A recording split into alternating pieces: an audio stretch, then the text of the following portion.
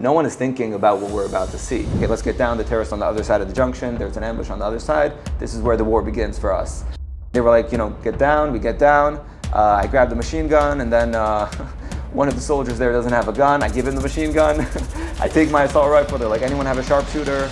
I was like, sure. I bring my X3. I get into position over there behind. He peeks out to shoot back at the terrorists. He gets shot through the cheek and the neck.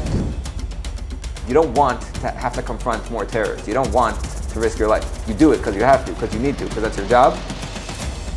Anyways, a tank comes, right? Shoots at the terrorists. We're like, stay here, we need you. He runs them over, he continues. There's a tank next to you. There's a tank somewhere. We can use a tank. Tank is good. We need firepower. All of a sudden there's bodies, and there's dead terrorists, and there's live ones. Yeah, just hunting them down one by one. Like, not waiting for them to come, but just going to get them. People should not fear their governments. Government should fear their people. Never thought this would end like this. Like, this is very likely my last day on Earth.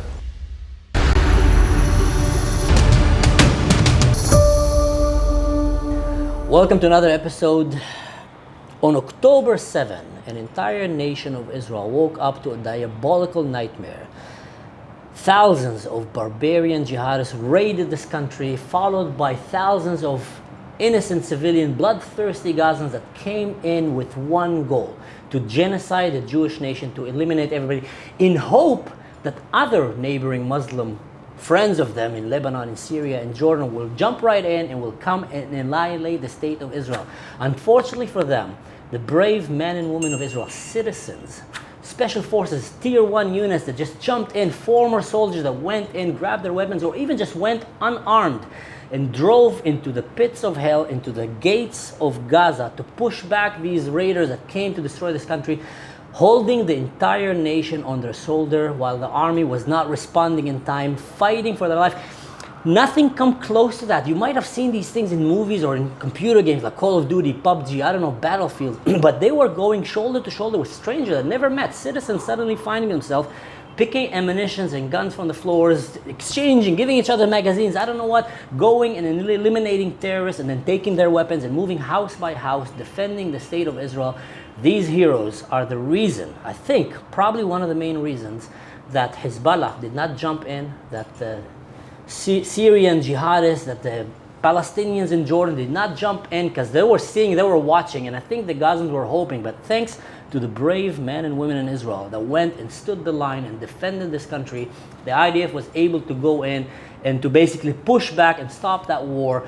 And I have today one of these heroes. You might not like me calling him a hero, but one of the citizens of Israel that was already out of his military service, that woke up in that day of October 7 and went to defend this country. And he has a very unique story about himself, about his brother that went and did the same. So, Asher, did I say the name right? Yes. Asher Guedalia, pleasure having you here. Yeah, great to be here.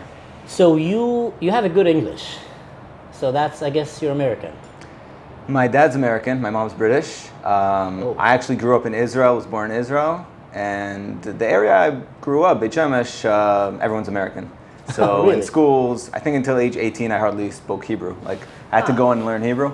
Certain areas in Israel are like this. So English is like my natural language, but Hebrew, I'd say it has its places. So you know English better than Hebrew, you think?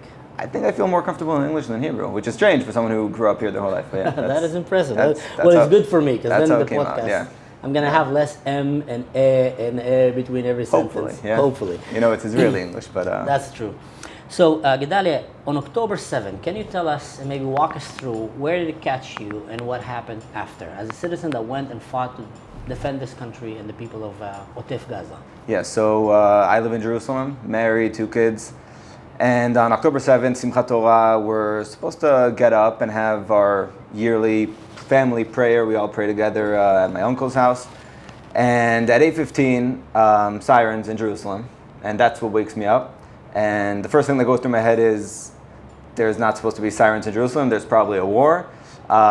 Take the kids, run to the shelter, just make sure we're act correctly in the siren. And straight away, check my phone, and I see all my friends saying, this and this is happening, sending videos, look what's going on, just get back to base. And the first thing I did was, okay, here's the kids, told my wife, I'm off. I think I told her even in these words, like, I'm off to save the country. I didn't even know what I was saying. I was just Wow. like, I'm off to save Israel or something like that. Ran as fast as I can to my car. I remember the looks in the street. I remember people like from the balconies, you know, the religious people, they don't know what's going on. They don't have their phones. I keep Shabbos. So my phone's always on because, you know, in Israel, you always want to be on alert if something happens. But these other religious people had no idea what's going on, and the ones that don't keep Shabbat were shouting at them, there's this, that's happening. I was just running. People are looking at me like, what is this guy with the kippah driving on Shabbat for? Anyways, I pick up another friend that was coming with me, and actually called another friend who didn't answer. Anyways, we head down, and you know, you go back a lot to that day and ask yourself, and I think we'll get to this in a few points, but I wasn't even stopping, no red lights, nothing. Like I was full gas. I think we were even drifting on the turns. I don't know what it was, but something in me was like, there's not a second to waste here.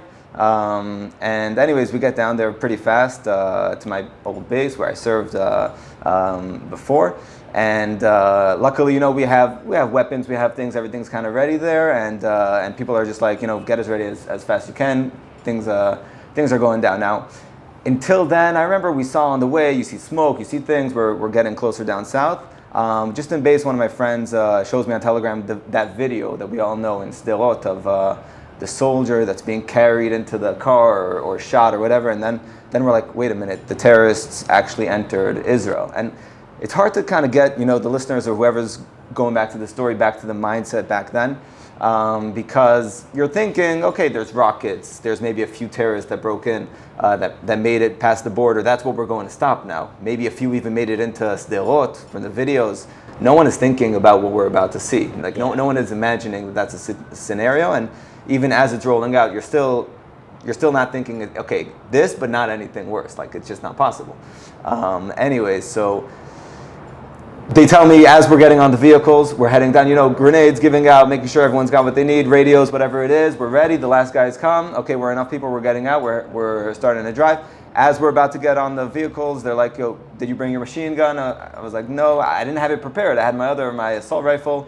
I was like, hey, I took a few ammunition boxes, grabbed the machine gun, and then I found myself like on top. It's like an open back vehicle. And I'm with the machine gun on top. I see everything. Everyone's sitting down, like, you know, faces towards the doors. And we start driving down, and we don't know what we're going through. We see police. They're not letting people go by. We, you know, obviously we do. And we start seeing things, and we get to the roads, and then you start seeing first like motorcycles like of terrorists and grenades and stuff like that, and then all of a sudden there's bodies and there's dead terrorists and there's live ones. And I remember we're driving by these two policemen and this shot terrorist, another one that's they captured, and then they're like, keep going, and we just keep going. Wow. Truth is, I don't even know where I'm heading at this point. I didn't inside ask. Israel. This is inside Israel. This is down south, and turns out we were heading to one of the kibbutzim. We had like a pretty set mission, but everything's happening pretty fast. And the last thing they told us while we were leaving was, oh, by the way, every force that left until now was shot at before they made it to their destination. And that was like when I first understood, oh, they're not just in the kibbutzim, they're everywhere. Wow. I thought, okay, everywhere, a few there, a few here, all around. You feel safe in Israel. You don't think they're gonna jump on you from every bush. No, it's not. You never. It's not something that's ever supposed to happen, right? Yeah. We have a stronger army. We have better intelligence. You're not we have behind Air Force. enemy lines also, where you're just alerted for everything. Yeah, you feel like exactly. This is Israel, that's where they are. Exactly. But at that point, you're just with the machine gun and you're just looking around and you're ready with the trigger at any second. You know, you don't know what's coming at you.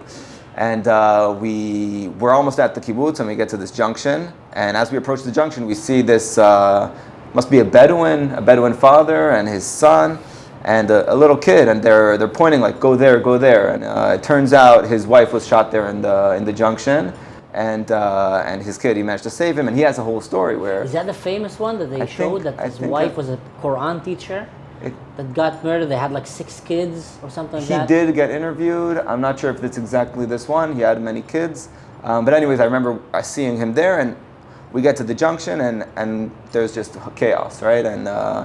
And as we get there, we understand, okay, let's get down. The terrorists on the other side of the junction. There's an ambush on the other side. This is where the war begins for us. So you were smart enough to realize that this could be a good ambush point and decide to leave the vehicles. I wouldn't give the credit to us because there were 3 soldiers over there already that were holding our side of the junction. It's like a T intersection, and they were on the side we came from.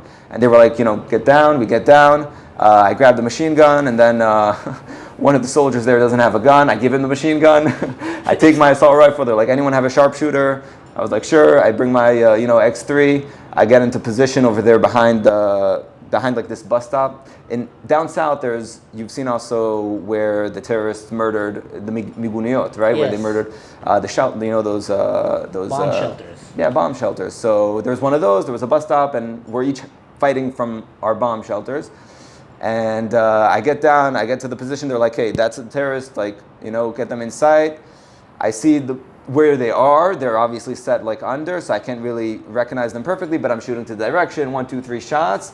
And then as I like pick my eye out of the sight, my friends are crossing me right in front of my weapon. And then I'm like, okay, breathe for a second. Like, wow. Like things are not organized here. This is not, no one knows what's happening. There's a big mess. It's a war zone. And let's just set things, and maybe, and this is going to be important for a little later, but that's the point where I tell myself, don't shoot until you know what you're shooting at for sure. Like, and anyways, there's all of a sudden soldiers shouting from down south, from a different place, from up the northern side, but on the western side of this junction, that's where the terrorists are. Anyways, meanwhile, I'm with my guys. I'm like, okay, let's get into the shelter. Let's wait for things to set.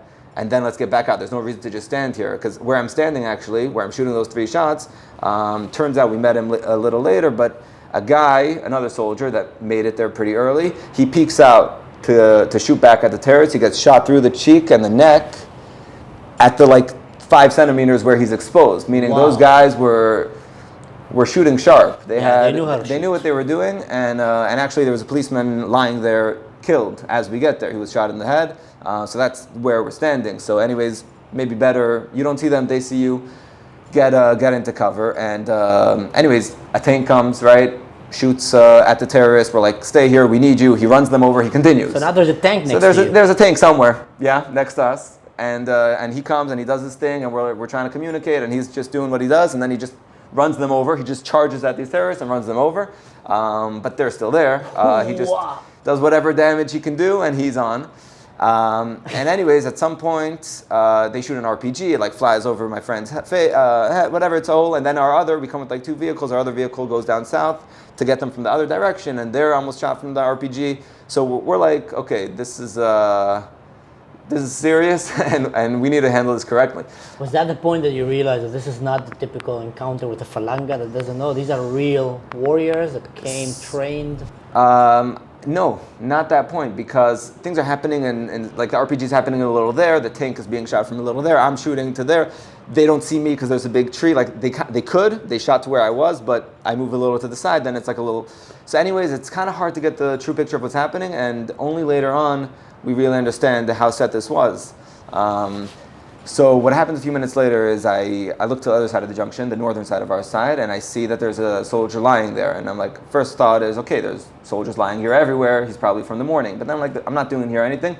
I take my buddy and we run to the other side, and we see it's our team. It's a guy from our team, right? And right away, can we save him? He's been shot in the chest. We bring the vehicle. We call the driver come get the vehicle, bring it back. I find myself on top carrying him up. We're pushing him. We're getting him. We're driving back, trying to get to hospital. Something. Calling on MADA 101. We got a guy here. We need a helicopter. There are no helicopters. What should we do? I got a medic with me. He's not. He's a chovish. So. He's not a doctor. Right, not a doctor, but we're doing what we can. Some CPR. He was already unconscious. On the way, we're driving by these policemen that I told you, and we're like, yo, is there a paramedic, someone? Paramedic, yes, come on. He comes on, he brings out some things. He's helping out, but at the end, we make it to the point where we give him to MADA, and they pronounce him dead. So I head back, call back to report, and we get back to the junction. Meanwhile, the guys were able to, give some, used to call it retek ve'iguf, when they, shooting from one side. Suppression fire. They came from the side they weren't expecting, and they were able to shoot them down, and there was the terrorists down. There was around 15 terrorists at that junction. 15, and they were there from the morning, and they were so in the videos later on of the junction, they were seen, they set up an ambush. The civilians would come, not knowing what's there. They'd shoot them with machine guns, with everything. and when they finish killing everyone, they move the cars out of the junction to surprise the next people. And that's what they were doing the whole day. Wow. And the guys that killed them said they were like zombies at that point. They were probably drugged like crazy. These guys knew from the minute they were sent out, their job is to stay there until they die, right? They're at the junction. They have to stop the IDF from making it to the kibbutzim, which is exactly what they did. Because we, instead of being in the kibbutz an hour or an hour and a half before, we were stuck there for an hour fighting them. And that's what their job was. And they've been doing that for... So that's 15, I call them Muslimbis. It's like Muslim zombies. Yes. You know, there are 15 of these guys, they're hyped on drugs, bloodthirsty. They were like probably rejoicing with every civilian that they killed. 100%. And you saw they had the machine guns, the RPGs, everything. They were well armed, ready to do a lot of damage. And with the, some of the terrorists came like just with their Kalashnikovs and just walked. These guys were in uniform with the patches of the Palestine flag and all that stuff. The commando of Hamas, the Nukhba probably, or most probably. So, anyways, we finished that. We call back to the command, and they tell us, "Don't go to the kibbutz you were gonna go. We actually have a different kibbutz you should go to." We head there. On the way, we drive by the Nova Festival, and at that point, it's already around 12 o'clock in the afternoon. So I don't think I said the time, but I think around 10:30 we're in this junction. At around 12 o'clock, we're in the Nova Festival, and that's the first time when you get the magnitude of this thing. Because until then, you see the 5 there, the 15 there, the 20 there, they're running around, right? But then you see just like hundreds of cars on fire, and the fire's still burning. And it's just a huge, like you can see how they all tried to leave at once, and there was this big traffic jam, These and are that's it. And then apocalypse images. 100%. And terrorists, those 4x4s, on the other side, like there's, all the cars trying to leave, the 4x4s are there, and then the RPGs in their back and everything. And at this point, it was already cleared by the first policeman that made it there. A few survivors we see walking around. But other than that, just stacked bodies, just burnt bodies in the cars. Burnt bodies in the cars, yeah. Policemen, policewomen, all dead. And at that point, the point before, right? We talked about this a little before we started, but the video game mode. So the video game mode kicks in kind of from the beginning. And at some point you can see 1 or 100 or 1,000 bodies. It doesn't really change anything. You're just in a different zone. So you feel like because you played video games when you were a kid, it made you maybe a little bit more numb? So I don't know, I thought about that. Apocalyptic images? I thought about that later. Look, all the soldiers I was around, we all performed how was expected, and no one was freezing or anything, and we were supposed to do. But as a kid, you're always being told, don't play these video games with all this stuff. In a way, you want to be able, when facing hard things, to still do the job and do what you need to do. And it could be, I don't know, this is like for a psychologist research to figure out, but this could be something that really helps to deal with these kind of situations, as hard as it sounds. Like, I think it does. You don't want your kids walking around seeing these things that they should never see and we should have never seen, right? But if you're a soldier and you need to do your job, then in a way, you need to do your job. I think it does, because I used to play paintball in my town in Elad with my friends, like urban paintball with our own equipment, and we played like hardcore, like the strongest pressure in it, etc. And I would invite a lot of friends from the special forces to come play with us, buddies from the army. And I can spot immediately who played video games and who didn't. Yeah. Immediately. Yeah. The ones who played video games were always a little bit sharper, or a little bit more strategically. They were a little bit had that thinking of like, okay, he ran from that, it's gonna take him that many seconds to get there. If I go here, I'll catch him right when he get out. They had a little bit extra advantage. For sure. 100%. It's simulating things, and yeah, it's pretty strange to see. But also, we used to play like Nerf game. It's stupid. Yeah. It's those darts and whatever. But always with my kids and with the kids, with the little brothers, with everyone, and you're always like, okay, you guys go from there. We're gonna go from there, and we're gonna do this and that, and obviously in the battlefield it's different. But I think something very deep inside, some instinct. Does all of a sudden play out that you're like, wait a minute, okay, come with me, we're going there. We're like, you don't think, you do, and some of it is in that muscle memory that kind of recognizes. Also the memory of how you lost a game one time because someone outsmarted you and did that trick on you, and you're like, okay, they're gonna try that on me, so I'm gonna wait for them here, so like that. You start thinking a little bit more strategic. Yeah. Anyway, so back to where we were. Back to the real life. life, not a video game anymore. So we're we're driving by the Nova. We get to the next kibbutz we need to be in, and at this point, I got back the machine gun actually from the guy that I gave it to at the beginning. Was he still alive? The guy I gave it to, yeah. Yeah. The truth is I think there were around 3 soldiers at the junction. One of them was killed later on. I don't think that was the guy I gave him the machine gun. And anyways, I get it back. Now I have the machine gun, the assault rifle, and we're heading into the kibbutz again. And this time I take them everything. So I have like a chain across my neck for the machine gun. I have the assault rifle here. So you're walking like Rambo the magazine, now. Yeah, I'm like heavy like crazy, but you don't know what you're gonna meet. And actually at that point I'm sending a message to all the rest of my friends that are coming. I have it like on WhatsApp. And I'm like, guys, if you're coming from base now, don't come with the weapon. You're not helping us. Bring like as much ammunition as you can. Bring as much machine guns, anti-tank missiles, grenade launchers, whatever you can. That's what we need here. Like it's not gonna help. We need heavy power here. And that's when I'm like texting while we're driving, and because the rest of the guys are still coming. Some guys were further away. Some guys didn't manage to come as fast. So they're still grabbing their weapons and trying to join. And in this kibbutz, anyways, not much happens. We end up heading out at some point because it was actually being handled well, and we keep driving. And the rest of the day, I think we've been to 5 or 7 kibbutzim. We were just on the road, and we were doing that 232, what they call the route of blood, the blood route. We were going up and down that thing. What is the blood route? It's 232, right? It's the one that's parallel to Gaza Strip. The road. The road, yeah. So we were there. We were in off road, with the 4x4.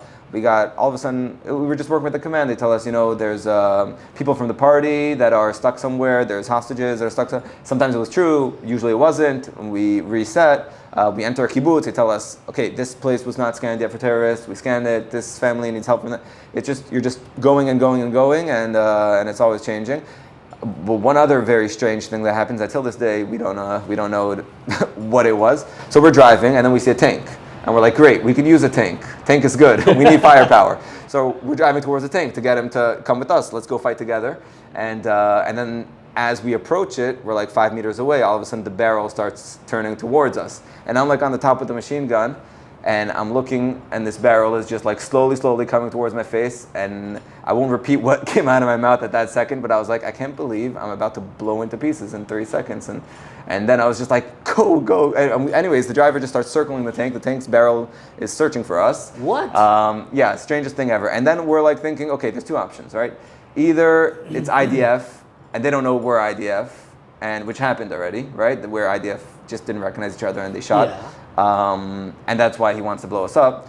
Or it's terrorists that took over the tank, which also happened, and they don't know how to drive it, which is why they're having trouble with the barrel. Either case, not a good case for us, right? No. So we're trying to communicate, and we're like, IDF. You don't want to mess with the tank. Right, trying to escape the barrel. At some point, we're like, lost cause.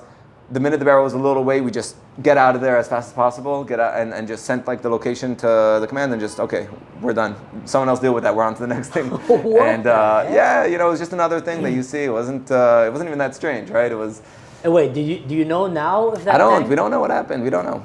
Yeah, we tried to figure it out. Maybe it was a Hamas guy that studied on YouTube how to operate a tank. How to operate a tank, yeah. Or a PTSD soldier who's just there. Yeah, or they didn't recognize us, or they were too scared to come out, and they were saying hi with I don't know what it was. Well, actually, there were Hamas people that dressed like IDF soldiers there, so maybe something like that triggered them, and they just can't trust. The guy's PTSD now and just doesn't know. Yeah. The last guy that came like IDF shot at us. It was the machine gun on the tank was like bent. So something happened to that tank, which strengthened the opinion that it must have been maybe terrorists. Enemies inside. Yeah. Either way, we drive on. The day continues. Sorry, I've never heard a story where a Hamas guy took over an Israeli tank and tried to operate. So again, I don't know. We don't know. That's the first Israelis, time. not Hamas, yes, no, we don't know. That tank didn't drive, at least it didn't look like it. So hopefully they didn't take it back to Gaza. But that's what it was. And the feeling throughout the day, like I can try to describe it with like maybe 2 things. So one of them was, we'll start from this one, I guess. Like, we've done things in our lives. We've been in dangerous situations, and you're ready for it, and you do it. But at some, like driving around there, when you're in action, you're in action. It's all on automatic. But when you're in between, and you're just like looking at the blue sky and thinking about what's happening, then it's really a feeling of like, I never thought this would end like this. Like this is very likely my last day on Earth. Wow. And yeah, that's like what's happening in my head. Like this is very likely the last day on Earth, and the sky is blue, everything's beautiful, except for everything else, right? But Wow. it's just like, and I remember being surprised. Like I didn't care, not about my kids, not about my wife, not about my parents, not about my family, nothing. Like I was just thinking like, what is the next frame in life or death? How does it look? How does the transition feel? Is it just gonna go black? Like, So you already accepted your fate. it was like you see so much death and so much. You just understand. In life, we experience things, and you've experienced them before. Others have experienced them too, and then you kind of know how they end, and you kind of expect. This is a situation where you understand consciously. No one has ever experienced this before. No one knows how this is going to end. Everything can happen, because anytime you're being sent somewhere, especially at the beginning of the day, right before 12, you're outnumbered by the enemy. The enemy is in the thousands. You're in the hundreds at that point, maybe, and spread around. Yeah. So you can easily find yourself ambushed from another terrorist somewhere you didn't see. Like at any second, it can come up. So that was the feeling, and like something that because to go back to the feeling doesn't help. But then I remember really thinking like about my grandfather. He's older. He's gonna 120, and then it's his time. And like, is he ready? Is anyone ready? Am I ever going to be ready to go? Like, what does it matter if it's now or in 20 years or in 100 years? Like, how can you ever be ready to leave this place? And I always, as a religious person also, you walk around fearing death. That's not a thing. And I wouldn't say that was a moment of I don't know how to describe it. It was just a very strange feeling of like, I'm not ready to go. And one of the things I try to take from that is... So you felt you're not ready to go? 100%. I felt like I'm not ready to go. Like if I have to, I will. That was kind of the feeling. So anytime we're like done somewhere and I'm like, okay, great, I'm still alive, like I'm here. And then they're like, hey, now go there. And you're like, oh, okay, fine, we'll do that. Let's do what we got to do. And maybe I'll still be alive after, maybe not. But let's do what I got to do. I survived this. And at the end of the day, they're like, at some point, okay, get back to base. And then you're like, oh wow, okay, that's okay.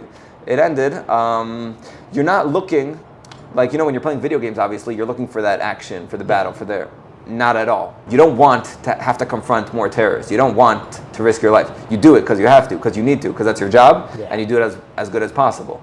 And if you need to run across the road or whatever it is, you do what you got to do. It's all that's like the video game mode, but you're not excited for it. It's not fun in any way. No, I think, as someone who also grew up playing a lot of video games and I loved it, real life, there's no respawn. There's game over. And the sooner you realize that, it usually can happen with the first few bullets that fly over your head, or if you see a friend die, especially if you see a friend die. And I've seen a few. And that's the moment you realize, okay, this is not a video game. This is not fun at all. Like, I don't want to be here. And then it kicks in the duty. 100%. The call of duty in you, kind of, okay, I'm going to stay here because I have to defend. Because if I run, they get killed. But I don't want to be here. So I know that feeling, man. And I want to take this feeling, and I want to jump now to the story of my brother, because it's 100% the same thing. So my brother, he's 7 years younger than me. We're best friends. Do everything together. We just played basketball together on Friday. We just joined the team recently. Beit Shemesh, yeah. Beit Shemesh. The Beit Shemesh team we joined. And we play Frisbee every Friday. Everything together. We do business together. I helped him in whatever he would ask for the army, if he needed any advice or help. So you had a real brotherhood with him. Yeah, nothing we didn't do. Like there wasn't a week we didn't talk about one of the 100 things we would do. Anyway, so I was supposed to see him on Shabbat in the morning on October 7th. He was still a soldier. He served in the Dovdevan counter-terrorist unit, and he headed down to Kfar Aza. And at around 12 in the afternoon, so I'm a few kilometers from there. I don't know he's there. He's there. He's at around, it was 12 already in Kfar Aza fighting.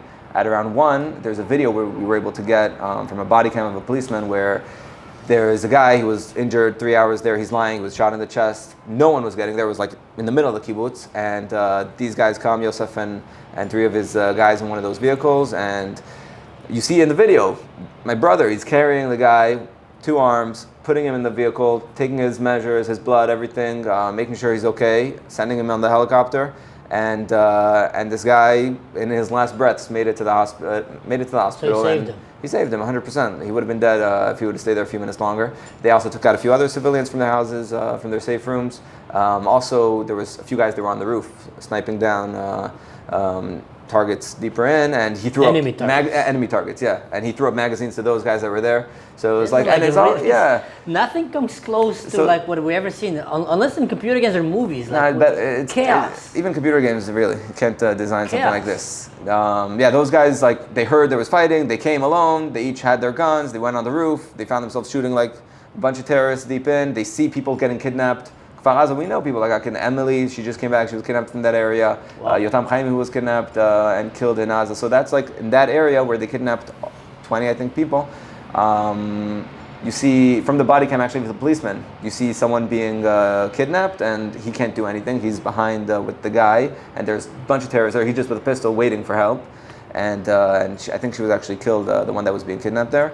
But anyways, so Yosef gets there and they head out and then they head back in. And the second time they're in, their weapons, they have these shooting holes and they're driving through alone. Like it's them against all the terrorists around them, and they're driving through those houses in Kfar Aza. And Trying to attract fire from the terrorists. yeah, just hunting them down one by one, like not waiting for them to come, but just going to get them. That sounds like such a Dovdevan thing to do. And yeah, they know fire, you know, They know out of all urban units, warfare. they know. Yeah. Yeah. And at some point, like, there was this terrorist, like, right outside the door, surprised by them, and they shoot them, and then, like, he goes behind the door, and then they shoot through the door, and I was able to actually see, like, Yosef's bullet shots through the door in Kfar Aza when we went through exactly where they were. And anyways, this very close quarter combat is happening. At some point, they take another turnaround, and right now their vehicle is standing between the kibbutz gate, where the Hamas broke in from, and the final houses of the Dor Tzair of Kfar Aza, and then a terrorist from 5 meters away shoots an RPG at them through the window. They exactly like are able to see him too late, and they get hit from the RPG. They're okay, but the vehicle is going on fire, and they're So able. that didn't take them down. Didn't take them down. They were getting a little burnt. The back door was jammed. They get out the front door, and as they get out the front door, two of them go onto the wall of the house that shot at them, and Yosef and his partner get behind the vehicle, and at that point they're being shot at and grenades are being thrown. And the second grenade that's thrown at them, Yosef sees it and he shouts out grenade, and they run to take cover. And Yosef runs towards, so it's towards the open area, right? So there's the urban area where they're being shot at from, and there's the open area which is actually towards Gaza. And he runs to the gate, and his partner at the last second sees some area that he feels more safe, and he jumps behind that, and then they don't know where Yosef is, and for like an hour or two they just don't know where he is. They send in a drone later on, and only after 2 hours they send in those nemerim, which are like those tanks, and the tank goes there and is able to find Yosef's body outside the kibbutz gate, and he's running over terrorists and the ones that tried to most probably kidnap his body. And only a year later, the story is complete for us. Someone happens to be from our street, was randomly actually, because they were trying to get to Sderot, someone took their car. So they went to get back their Wrangler, and they went to Kfar Aza. They didn't even know there was terrorists in Kfar Aza because they heard about Sderot. In Kfar Aza, they get shot at from that area, and he's just there like facing that gate where the terrorists were from. All of a sudden, he sees a soldier running towards that gate. He tries to shout to him like, "Don't! I'm just shooting terrorists over there." The soldier, being Yosef, not able to hear him fast enough, he runs towards them, and then he falls there in battle at the gate where there was dozens of terrorists over there, like ambushing the entrance to Kfar Aza. So they were surrounded 360 degrees. Wow. So they actually were able to recognize him pretty easily from his tzitzit. Yosef always had a tzitzit on, and it wasn't easy because terrorists there were dressed as soldiers, and also, you know, being shot, it's not easy to recognize always, you know, who's a soldier, who's not. And dragged in the mud, they where he was shot and where they found his body, there was a distance. They tried most probably to kidnap his body, and thanks to these soldiers that went with that tank and that Namir and brought him back. Yeah, APC. So they managed to bring him back. Now I'm a few kilometers away. So you're not aware of that? Not aware at all. In my mind said he's somewhere else. And only a day later, I text him. I'm like, wait a minute. everyone was there because like there's no way they weren't there, right? That's only a day later that kicks into me because until then I'm like, we were there because we were there, and yeah, and that's it, and, you know. But then I realized, so I text him and he doesn't answer, and then anyways, from then on, it was like the worst day of my life. I think the worst day you can ever imagine in any life. When The day you lost your brother. yeah, deep in your heart, you know what happened, but you don't want to think about it because it's just too bad. And then yeah, and a day later, I figured out what happened. My God, wow. Well, if it's any comfort, and you know, I know it's very hard, but he died fighting. Probably, if I think of one way I would want to go, unless just dying in my bed, you know, around my family, will be fighting for my 100%, 100%. most heroic way you can go. 100%. You know, I actually wrote a post about this just last week. I said, you know, there's one thing worse than him being killed on that day. And that's like the worst thing in my life. But there's one thing worse, and that's him being a soldier, being able to go fight, able to go save people from being raped in their homes, from being burnt alive, and him not doing what his job was. That would be worse. He'd be alive, but what kind of life is that? What are you living for? If in the moment of truth, your whole life you build for, and you know, for me, I was raising him, I was training him. He was you know, this skinny kid. I was getting into shape. I was getting him into shape. I was throwing any motivational quote at him. There's one video that I love. So actually we had a bet. He lost. No, I lost the bet. So we did a lot of bets. We did one bet. Whoever takes a cold shower first loses. He was 12. I was 19. Half a year, none of us took a cold shower. Whoever takes a warm shower first. Half a year, none of us took a warm shower. So you've been taking for half a year a cold shower. Yeah, like this guy from 12, I've been making sure we have a video of him like doing push-ups on ice, like all these things. So one time I lost a bet, so I took him skiing on me. It was just me and him. We went to, also my cousin came on. But anyways, me and him go on the off-piste, and then there's a video where I'm like already at the top of the hill. And then he's climbing up with the snowboard on like the snow, and I'm shouting at him. All my motivation was like, when life puts you in hard situations, don't say why me, say try me. You know? And then I'm watching that video now, and I'm seeing his face, you know, in that video, and then I'm saying like, I was telling that to myself just later on, like, can I live up to that now? Like, am I gonna say why me or try me at this point? Wow. But anyways, connecting it just to how we ended my point of view on that day, I think for me, you know, it's a huge gift. Weird to say this, but a huge gift that I was able to be there also and fight side by side, it turns out. Because for the rest of my family, it's hard to kind of picture what he went through, what he was thinking, and also to understand just how brave and what an insane soldier he is for doing what he did. And I'm able to, you know, just how we said that instinct of just going on and running towards the bullets, it's something that you don't know until you're actually facing it. And then once you face it and you see that your brother did it, then it's just the most inspiring thing. And you trained him. You trained him all of his life, and then he trained himself to become that fierce warrior that he was. And that's one of the reasons that he was able to drive in these towns, you know, just getting shot at, taking as many down with 100%. Him before he goes. That's 100%. Insane.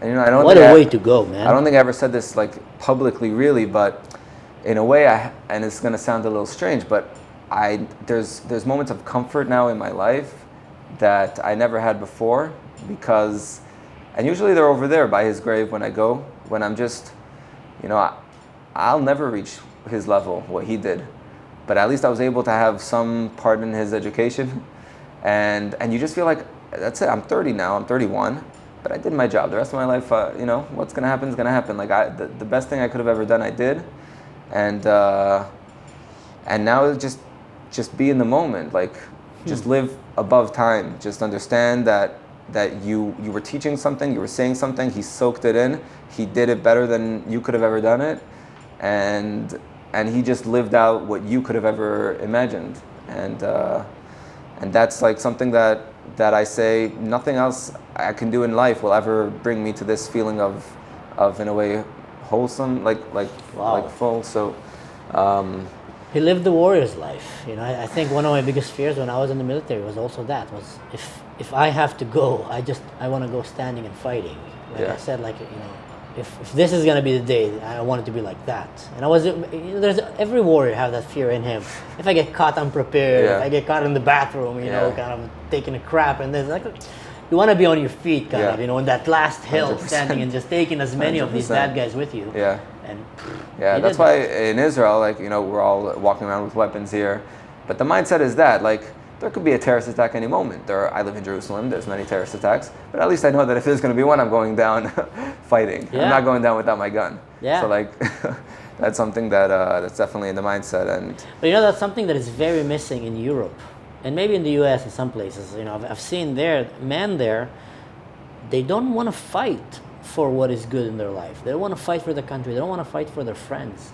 You talk to them, they tell you, October 7, I would have left. Yeah. That's my friends tell me, Yeah. I would have left. I would have never fought for my country. Yeah. And I explained to them, what do you mean fought for your country? None of my friends went and fought for Bibi. Yeah. Or for, I don't know, any politicians. They went and fought because there was a woman, a pregnant mom, in the bomb shelter, her husband is shot, and these guys want to go in and just rape her and take her baby, I don't know what. Yeah. And the Israeli men and women went and fought for her. They went and fought for their brothers and sisters. But that patriotism, which is very strong in Israel, is strong in Texas, some places in the US as well. But in many places in the Western world, they just lost it. Like you see young people nowadays and say like, oh, they're going to be so easy. This country can be taken 100%. so, like, any invader can take them so easily. Yeah. No one there want to fight. Yeah, and I want to point out also the inverse of that in a way, and maybe the side I wish we had that Americans do have, which is if the people in Kfar Aza, in Be'eri, in Kerem Shalom were in the mindset of the people in New Jersey, where they each had a stash of like 20 weapons in their, like I have friends from America, they're like, yeah, I just bought this weapon and I have that one, and this one I carry for whatever. Like, protect your house, protect your land, and it's a very American thing. And it's the Second Amendment, and it's no one's gonna take my gun from me because no one's gonna. And that's what happened here. They took the guns from the people in the kibbutzim right before, and the whole story would have been different. In Kfar Aza, there's 14 people from the Kitat Konenut, the first responders, and they had to run to get their guns from the safes. Many of them didn't even make it to the guns by the time the first paragliders came and were already shooting and killing them. And then it was just a massacre for an hour or two, or four actually, until slowly IDF was able to come, but they weren't because the roads were blocked. Like, we were stuck in many IDF were stuck. True. In America, in Europe, they're not always in this mindset, willing to take their gun and fight, and that's true. And in Israel, we all have that. But one thing in America I wish we had a little more is that Second Amendment mindset that no one's taking my weapon from me. I'm staying in my house. I'm protecting my land. I don't care if there's FBI, CIA, the American military can be the strongest in the world. I need my M16 in my house. And I feel like if we had that mindset in the kibbutzim, and for the command who took their weapons away, right? I'm not blaming the people themselves who maybe wanted their weapons, but they were taken away from them. And that's a crazy thing. Why is a guy in New Jersey with his safe, with 20 weapons in his safe, while 1 kilometer from the most bloodthirsty maniac terrorists in the world, people are walking around without guns, right? Without sandbags on the rooftops. It completely doesn't make sense. It completely doesn't make sense, which is why, I feel like that would have been it's not a feel, it's a fact. If everyone there had their weapons, if the army didn't take them, or if people pushed more to buy their own weapons, whoever had, actually, there's many stories of people that were able to save themselves, but I feel like now, hopefully, it's changed forever. Like, I think if they had these machine guns and weapons in their house, it would have been a whole different story. It's a different story. In Kfar Aza, the 14 that had guns, they couldn't even reach them. They were in the safes. They had to try to get to them, but at that time, the terrorists with the paragliders already shot them. And then it was hours of massacre. And until the soldiers came, no one could do anything. You never know what kind of tidebreaker could have been. Enough that one guy would have broke the window and put a machine gun there. He could have probably take down 10 or 20 of them, and then the rest would be scared to come in because they see all the friends being cut down in the open fields. Yeah. Could have changed the whole battle. When you're defending, you have the advantage in a way. And you just have to hold your stands. And I think that's a very painful, and up north even more. With Hezbollah and them coming with even more power. I feel like if I ever lived anywhere close to that border, like if I don't have a machine gun in my house, then then I'm stealing one. No, I agree with you. I agree. One of the things that pissed me off about living in Germany is that it's very hard to get a license for a weapon, and even if so, it's going to be a hunting gun. And they want me to trust completely on the German police to protect me. And you know what? As a man who grew up, as a soldier and, understand the importance of being able to defend yourself and your family, I don't feel comfortable there. Because they have so many radical Muslims there. It's enough that one will come for me. And, what, am I going to wait for the German police to come? And, with all respect, they're good police, but I can undoubtedly not count on my neighbors to try to fight for me. They're probably going to run away. Yeah. So, and the police is going to come only after something have happened for me. So for me as a man, I don't like it. I like it in the U.S. It's not a good feeling. That you can actually get your own stuff and, say, what, with all due respect, like you said, FBI, thank you so much, but I'm going to protect my family. My best friend, he was an Israeli guy. He was a tank commander in Israel, and he became an Apache pilot in the U.S. Went to Afghanistan and all kind of places. Like, he was having missions with the CIA, with the SAS. He was like in Warzone with an Apache pilot in Afghanistan. And when I would visit him when he was in the U.S., he had, I think, 3 sniper guns in his house, like 3 machine guns, a Desert Eagle. Yeah. He had the Kalashnikov, a Dragunov. He was just collecting it because he liked it. And he's a peaceful guy, very peaceful guy, a gamer actually. He just loves building his computer games and staying there. But I knew that if something happened, this guy's going to be ready. Yeah, 100%. No one is going to take his house without a fight. For sure. And I think in America, they kind of even turned this having a weapon, it's kind of like a religion, or it's like a religious thing. I don't know why, but I want it and I need it, and no one's going to take it from me. Yeah. And there's something so true about that, because at the end of the day, like we said also before, if there's so much evil in the world, and if it's coming for you, at least they're going to go down with the fight. Yeah. No one's going to come and take your guns like in Nazi Germany or in other places where they slowly tell you first, you're not allowed to enter the restaurants, then they take your money, then they put you in a ghetto, and all of a sudden you find yourself just defenseless. So the minute they take your gun from your house and you can't protect your own property, then that's like the red line that many Americans mark. And I think the left in America doesn't fully agree and understand that, because they're always talking about school shootings and things that are happening, and in Israel, of course, we just have guards and people everywhere able to respond to these things. We have many weapons walking all the time everywhere. Also, you have to make sure crazy people don't get a gun, but I 100% believe in that right. I think it's a human right. You have to be able to defend yourself. I was watching the other day like a trailer from a very good movie called V for Vendetta. If you never watched it, watch it. And in that movie, there's a guy there. He's talking to Natalie Portman. She's an Israeli, grew up in the same town like me, and he's talking to her, and he said a very good sentence there. I have the best dialogues, monologues in the cinema. He said, "People should not fear their governments. Government should fear their people." Yeah. And I think that is very, very true. The government is here to serve the people, and the government should be afraid that if they don't do a good job serving the people can come and tell them, move aside. Yeah. We need to change. Yeah. And that's why many, many governments, I feel, want to take away the weapons from the people, because what's the easiest way to take them? 100%. They don't have a weapon. They can defend themselves. Yeah. And, I'm all for it. I mean, I do think that for improvement in the U.S., because when I was there, we were building a Jeep, me and my friend. We were building a Japas from scratch. And we built it, and then we drove it to a shooting range. It was so cool in Texas. And everybody was like Israeli flag, American flag. It was so fun. Shooting range and etc. And we built a Jeep from scratch. We bought like surplus ones, and it was actually the best man cave that I've ever been. I flew to his place, and what we did is we'll open the morning, each one reading the news, drinking coffee, really good home brewed coffee. And then we'll go and we play computer games together. But in turns, one will play, the other one would look, that's my best friend. And then we'll go and we'll start building the Jeep in the garage. And then we'll go and start calibrating our paintball, it was MagFest, so you had magazines, and so it was the most realistic thing. And then we'll come back, get a good steak, put a steak, watch another movie, go work a little bit on the Jeep again. And when we finish that, and in between we'll go to like a paintball game somewhere, come back, perfect man cave. Computer games, steaks, guns, go to the shooting range, building a Jeep. And I forgot where I was going with that story.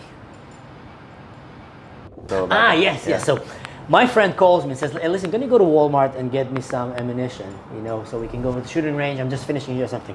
So I go to Walmart, and I have my IDF kind of shirt, and I have a military American pants, and I have a big beard. And I was a little bigger than now. I look like a Hezbollah soldier. Like anyone in America should think this guy's a jihadist, I look like the classic terrorist, how we should look like. And now I was full of also from fixing the car, the oil, and I don't know what. And I go there, and I'm walking with 2 boxes of ammunition, and I come to this, blonde lady in the clerk, and I'm like, "Hey, can I buy this?" "Yeah, of course." "And can you show me an ID?" And I says, "Oh, I don't have it here with me." She's like, "Your friend here, he probably have an ID." So my friend, he was 18, or I think he was actually 16, 17, I don't remember. So yeah, sure, he shows her ID. He said, "Okay, that's fine." And she gave it to me. Yeah. And I went outside and said like, There was no background check. Yeah. There was no question, even some security awareness. This guy looks like he probably should not give him weapons. So I think in America they may be a little bit too easy. I think yes on and the no. trigger. I think look at I think a lot of times we think weapons, ammunition, that's what kills people. Guns don't kill people. People kill people. That's and true. if it's not a gun, it can be as we've seen I think in Europe and in America, a pickup truck, right? Car. You go, you rent a car, you run people over. There's enough ways if you want to kill someone to kill someone. Of course, guns make it easier. They make you able to kill more people. I'm not for giving not doing these checks that you need to do. But that's not like the key point. And I think like a lot of people try to frame it as like the guns are killing people. The guns are not doing anything. Yeah. The guns are there, and if you put it in the right people's hands, and it does a lot of good. But definitely, I think there's a much bigger advantage than a disadvantage to. Yeah, if anything, the guns in the right hands will save people. We got the worst of it here on our borders. I'm just trying to imagine like if it was New Jersey on the border there, the terrorists wouldn't have made it past the first line of houses. They wouldn't. Like probably. Yeah. No, you're right. The guns in the right hands are actually gonna more likely to save lives. Most terrorist attacks in Israel were stopped by civilians in the street that had a weapon and went and stopped it. So I 100% agree. It's more the education, and also if you take the guns from the good guys, you're just gonna end up having the bad guys with guns because they're not gonna get the guns. Exactly. So now you just took the line of defense from the good guys because the bad guys still are. I mean, the criminals are not gonna go and hand away their guns. So it might as well train your society to be more responsible with how they use weapons, to have the more safety-oriented moral compass, how to use it right, and etc., rather than take it from them. Because you're just going to end up empowering the 100%. cartels and the criminals, and I don't know what. 100%. Wow, man. So, at what time did you end up leaving the war zone? Evening, as sun set, they actually we found ourselves in one of the kibbutzim. They were a kibbutz where they were able to protect themselves. Some did. Some were able to stop the attack. So as we entered there, they told us a little bit about what happened to them. We wait for the next orders, and then they told us, okay, everything's kind of under control. Head back, and we head back. And at that point, we're just hearing from the different guys coming, different friends that were killed. It was very. The kind of night where you can't really sleep. It's just all like this guy died and that guy died and this happened. And you still don't know that your brother died. And I still don't know that. And I call my parents and they hear me on the phone kind of emotional. And I don't even know that my brother was killed. And they knew already or no? They didn't know at all. They hardly knew what's going on. I'm the one trying to explain to them, guys, you don't know what just happened. Like, wow. You'll never be able to imagine what just happened. And they hear me that I'm emotional on the phone and, just a few hours before that, I'm with my friend and trying to do CPR, and then the other friend that I just heard that was killed. And anyways, but as I said, only a day later, I started worrying where he was. Meanwhile, his unit knew, and they weren't allowed to tell us because the army has this whole procedure where they make like two kind of identifications. So they have to check the DNA and something else, and like they wanted to check his teeth. That wasn't successful, so they ended up having to do another check or whatever. Anyways, at some point I figured out because I was like, hey, he was down there. He's not answering his phone. No one didn't call for a day and stayed alive after. I know what it was. My parents were very optimistic. My family, they were like, no, they're fighting, they're this. I was like, yeah, right, yeah, but I knew, no. You figured it out already. Yeah, anyways, I was sent already to somewhere else to do something else. I'm with my guys and we're preparing for the next thing. We're doing the next thing already. But in the back of my head, I'm just trying not to think about it. And in the night, Sunday night, I just didn't want to sleep. And this guy, my friend, he's guarding. And I tell him, I will switch you because I'm not sleeping anyway. Because I know that when I wake up, then I'm waking up with a reality I can't face. And then I just don't sleep. And at some point, I get like half an hour of in between. And I'm just having this nightmare of Kfar Aza and a Jeep getting hit by an RPG. And this exact nightmare, which turns out was actually because someone, somewhere on the way up, told me, yeah, there was something in Dovdevan, there was a Jeep, RPG, something. And, it kind of went by me. And in the dream, it came to me. And in the dream, I kind of put all the pieces together. And I was like, that was Yosef. He must have been in that Jeep. That's what it was. And, but I didn't know. And in the morning, Monday morning, I pray. I don't have tefillin because I didn't bring it with me. I see my cousin randomly. I'm like, can I have your tefillin? He gives me it. And then in the prayer, we have the bracha of the blessing of God who brings back the dead.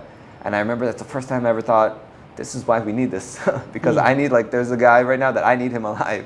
Wow. And no one's taking him. And as I'm saying it, then I'm thinking, like, come on, just make him alive. And the second I finish that, I get a phone call in my pocket. And I'm like, oh my gosh, this is it. This is the story. I heard, someone heard my prayers, and they're going to call me now that he's alive. But then I get actually more or less the opposite call. It's my cousin who went down to help me figure out what happened. And he tells me, look, basically come down back home. Like, wow. It's not looking so good. And on the way we go by a funeral. I anyways had time to kill because they still weren't telling.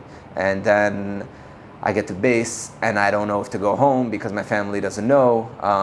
And I know, but they didn't tell them, and I'm not supposed to tell them. And then I just, with the army, and I'm like, look, I know, and if you don't tell them, then I'm going to tell them, and you don't want that to happen, so figure it out. Wow. And then I managed to come with them together. I don't know if this really ever happened. No, I don't think, I've never heard a story So like that. I came together with the army to my parents' house. To break the news. To break the news. And the operation didn't stop. From 8:15 in the morning when the siren started until this minute, I'm in operation mode, because now I have the operation of delivering this message the best way possible, and you just don't want to mess up. And that's what I'm focused on. And I don't even know what happened really. I don't know if my brother was kidnapped, if he was killed, if he's critically injured, but I know something bad happened and we need to tell it, whatever it is. Anyways, we managed to get back, and as I get into the car with the guys that are going to tell the message, I'm like, hey, what, was he kidnapped? They're like, no, he's killed. And I was like, okay, he's not kidnapped. At least that. I remember that was like my response. You're still able to hold yourself and think about I was in mission mode. I was like as cold as needed, because we need to get this message on. And it was actually not easy at all, because you have to make sure everyone's home. And my sister-in-law and my brother, he's married to his wife Sinai for a year, and she has to also get the message. Wow. And everyone's all around, and anyways, you don't want to come and tell someone.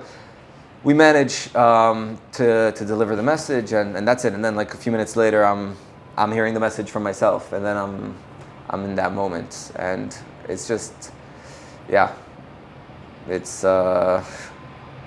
There's no way to describe it, of course, but It's probably the hardest thing for the parents.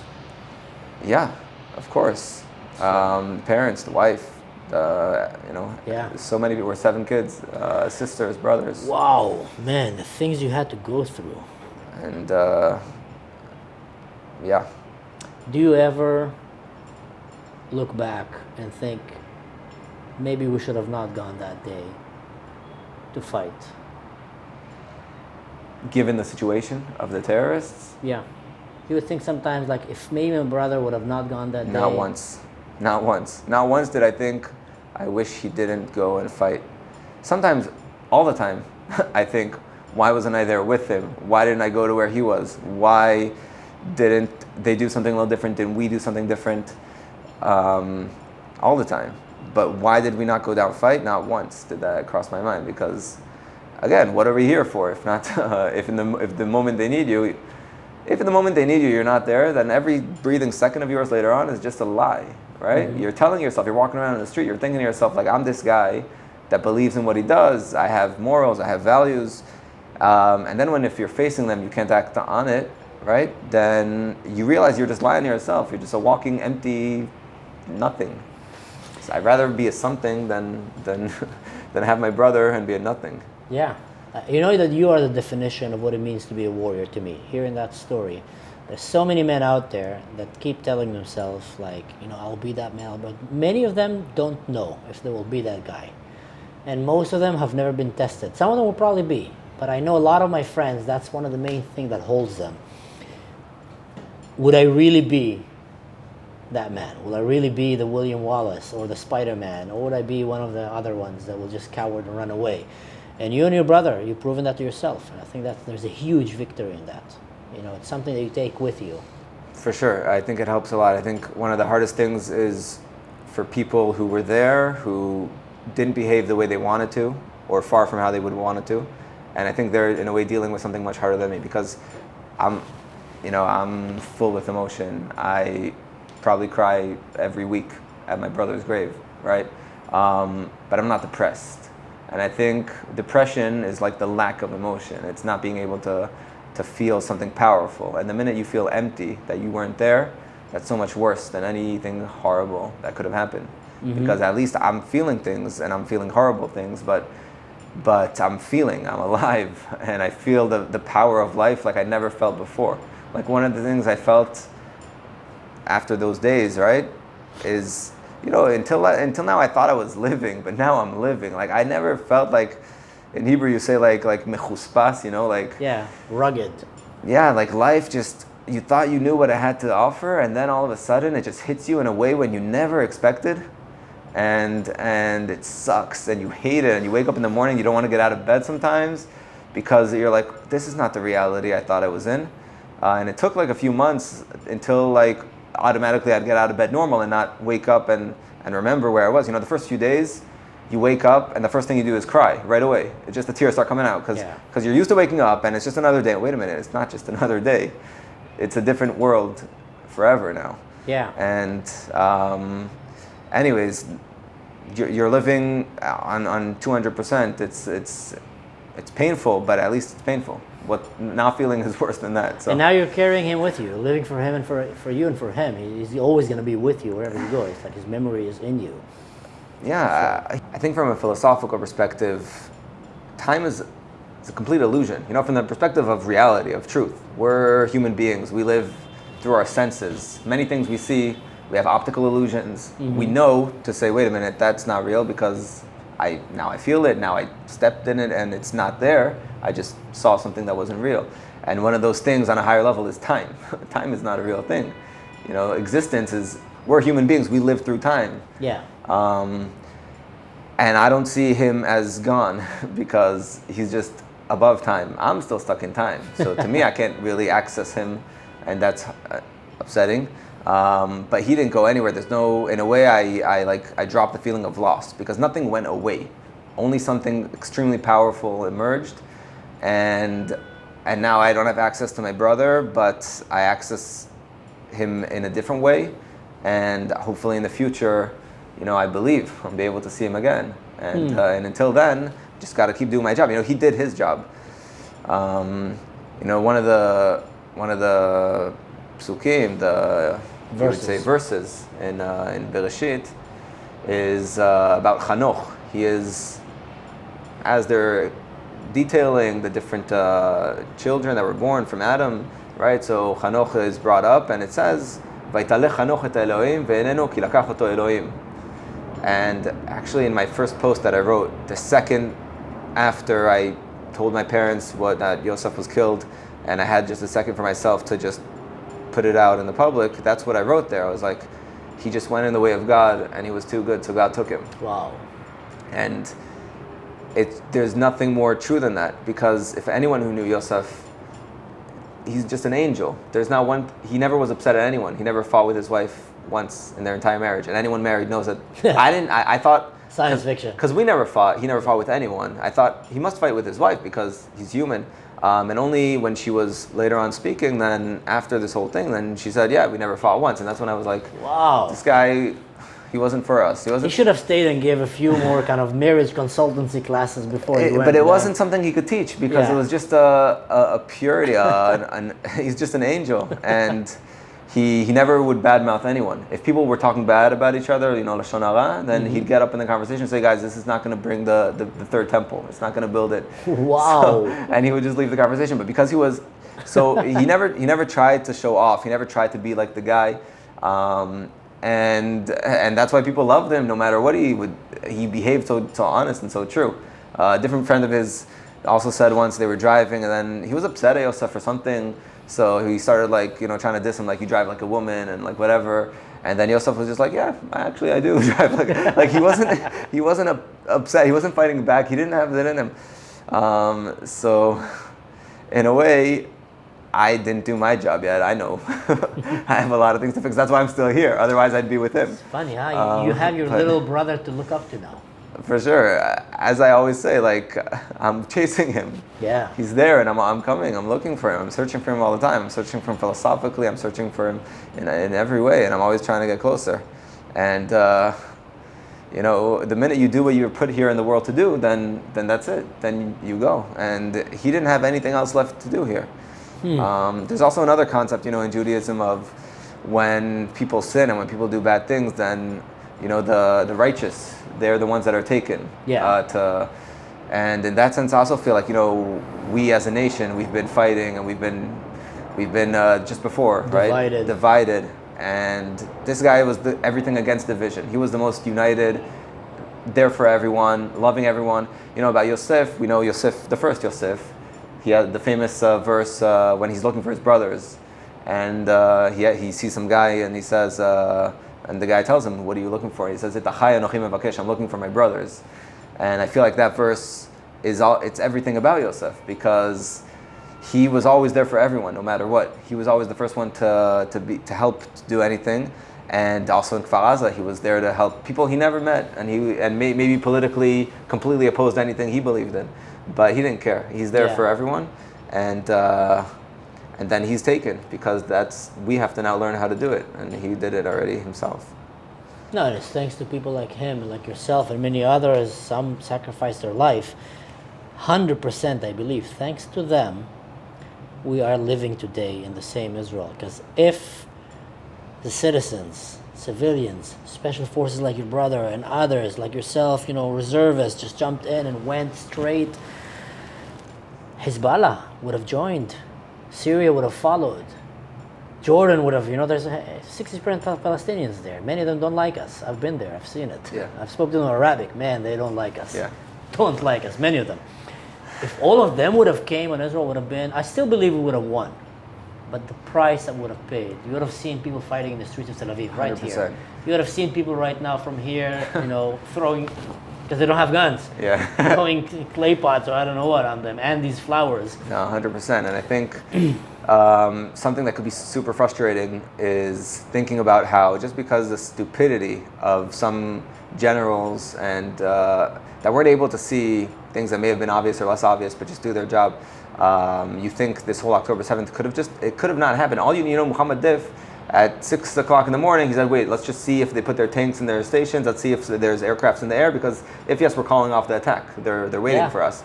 And he saw nothing. So he knew all we needed was to put some tanks in and show them, look, we know something's going on. We're kind of prepared for you, not even knowing the whole thing.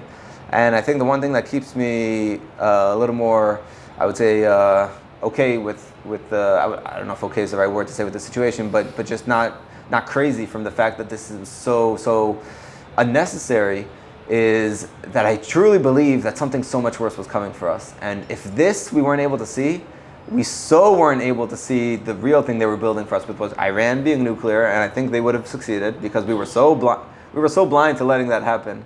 It would be Hezbollah pulling out their attack with Hamas, and in that case, you said you think we'd win. We'd probably win after losing maybe 1 million people in the country, like possible. Yeah. And we just didn't see it coming. And everyone in Israel now just changed their mind. And I think Sinwar, in a way, I think they all hate him. He ruined their baby, their plan. Back 500 years. They had like this.